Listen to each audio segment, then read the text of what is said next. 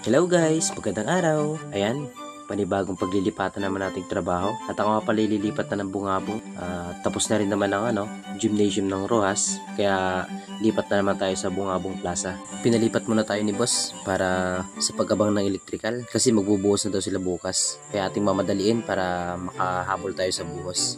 Ayan guys, share ko lang pala sa inyo, no. Pinangalanan ko na pala ang aking page ng Trabahanting Gala. Total gala naman tayo sa trabaho Kung saan tayo nililipat. May Bulalakaw, Mansalay, Rojas, Nauhan, Gloria, Bansud. Yan yung mga narating natin ng trabaho ng electrical. Kaya papangalanan natin ang ating page ng Trabahanting Gala. Ayan, maraming salamat na rin pala sa 19k followers natin. Welcome po kayo sa page ko. Thank you po sa pagpanood ng mga videos ko.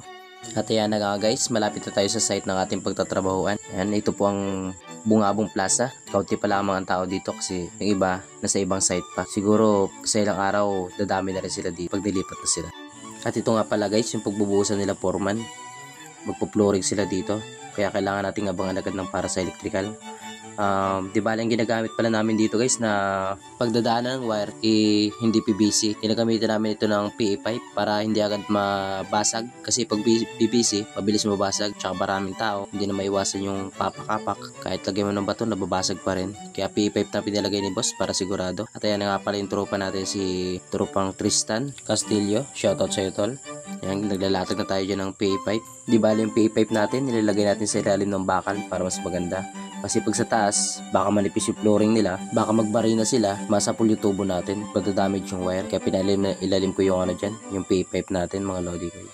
At ito nga pala mga lodi ko, nilagyan na din natin ng wire para hindi na tayo mahirapan. Kasi ang haba ng paddle natin, nandun pa sa kabila, napakalayo. Kaya kailangan natin lagyan agad ng wire. Para kahit magbuhos sila, wala na tayong problema. Ayan, at in-interview pa tayo dyan ni tropang Tristan kung paano raw maglagay ng GI wire or tinatawag nating alambre sa PVC. Kung pinuputol ko pa daw ba ang PVC or hindi na. Oy pre, pag mahaba ang pinagtutusukan mo ng alambre, pinuputol mo ba yung PVC mo? Ay, hindi na. Kagaya nito pre. Ito sample no. Ito yung PVC na tumahaba ito papunta panel. Di bali ito may alambre na tinusok ako. Meron siyang hook na nakalagay. Para pag mahaba, sasalubungin mo lang ng alambre. Kagaya nito oh. Ito lang paggawa ng hook oh. Yan.